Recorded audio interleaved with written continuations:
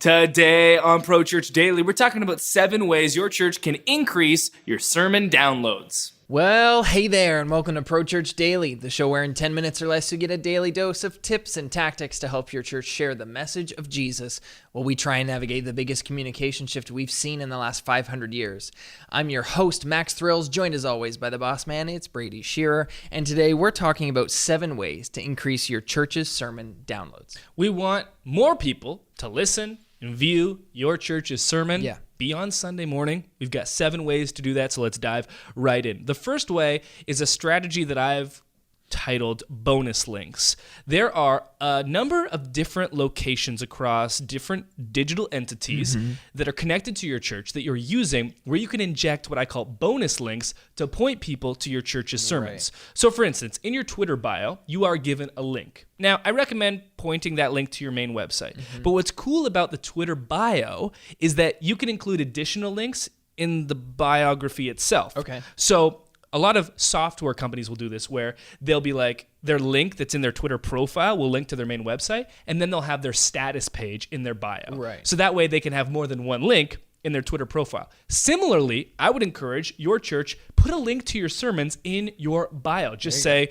watch or listen to our sermons here, and then that link. Yeah, you could do bonus the same link. thing with Instagram. Yeah, exactly. Now, Instagram's only going to give you one link, but you can use a free tool like Linktree to expand that one link into multiple links. Yep. So when someone clicks on the link in your Instagram bio, maybe the first or second link that you have in the Linktree expansion pivot page is watch/listen to sermons here. And then another advanced way, I do this with my Instagram accounts, is put it in your pastor or every staff member's email signature. Why not? Think about how many emails you're sending a day. So now it can say, Pastor Alex Mills, and then there's a link, listen to our sermons here, link to your church's sermons again. There you go. Bonus links. Tip number 2, build playlists. YouTube wants you to build playlists. You should do it on YouTube. You should do it on your church's sermon engine as well, because YouTube knows that playlists contribute to what we call the binge effect. Of which I am currently suffering. I suffer hard from the binge. We all suffer from it, where you start one thing, which leads to another, and then 10 hours later, you've been watching Pro Church Daily for 3 days, whatever it is. Yeah. Do the same thing with your sermons. Create playlists for your series, yes, but create playlists for topics, for scriptures, for speakers, for the most popular of each year. So many different ways that you can organize and categorize your sermons within playlists to encourage and contribute to that binge effect. Yeah. Strategy number 3, use photos instead of graphics. There are numerous case studies that point to photos of human faces driving significant more engagement than photos that don't include human faces or graphics. And so for the thumbnail, for that main graphic, every one of your sermons, I'd recommend not using a graphic itself. Use a photo of the person that was speaking in an animated way. If you look at the churches that thrive the most with their sermons online, like Elevation, they do this. They're not using graphics. They're using a photo, very animated photo, of the person that was speaking and delivering that message. Because we engage with other people. You want, when someone listens or watches your sermon, they're engaging with another human. But then the thumbnail that you use to represent that isn't the human. Right. You use some graphic.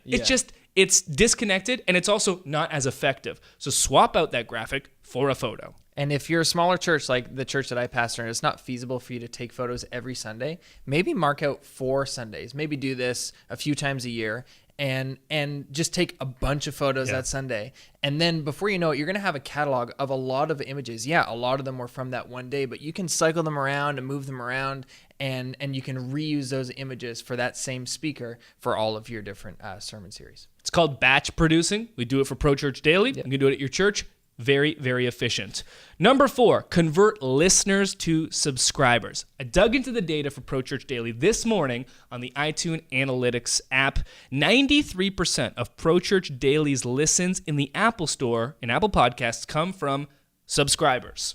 This is the power of getting someone from a casual listener to a subscriber. Yeah. When someone is subscribed, you're going to see your downloads increase because you're going to be delivering episodes to them automatically. Right. So within the Nucleus Sermon Engine, at the bottom of every page, we have this huge section that says, do you like this sermon? Subscribe. Right. Because we want to convert listeners to subscribers. You should be aiming to do the same thing. Love that. Tip number 5, post your sermons ASAP.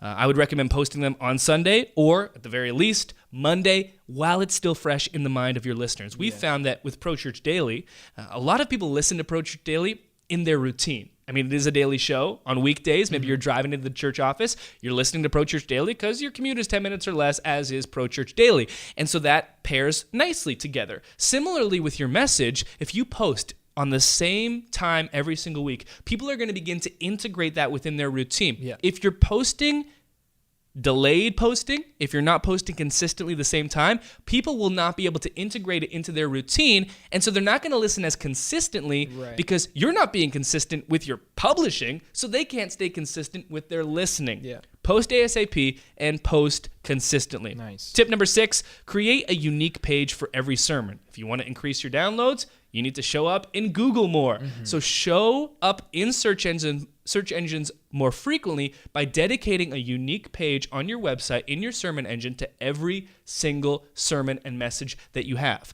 We do this with Pro Church Daily. We do. And we show up in search so much more because instead of just letting YouTube index us in search, instead of just letting our podcast index us, which is just one page, so it won't index, we create a unique page on our website for every single episode of Pro Church Daily. You should do the same thing for your sermons. And if we can do it every day of the week, you can do it once a week. That's only facts.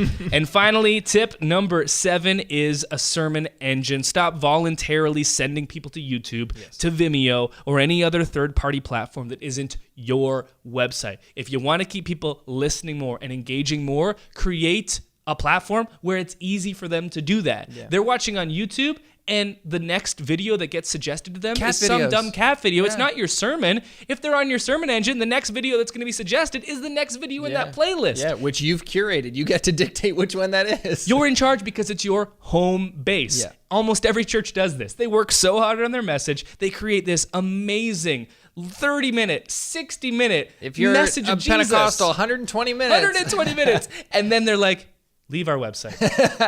Go engage with this content anywhere but our website. Yeah. It'd be like if someone came to your church, you'd be like, don't come here. Leave and go engage with our church elsewhere. You'd be like, wait, no, stay. You're already here. Yeah.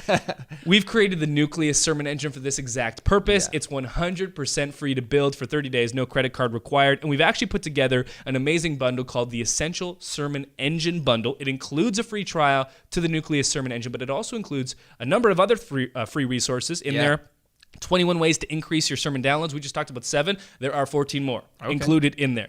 Sermon podcast, 17 powerful secrets updated for 2018. We've got 5 sermon quote Photoshop templates in there.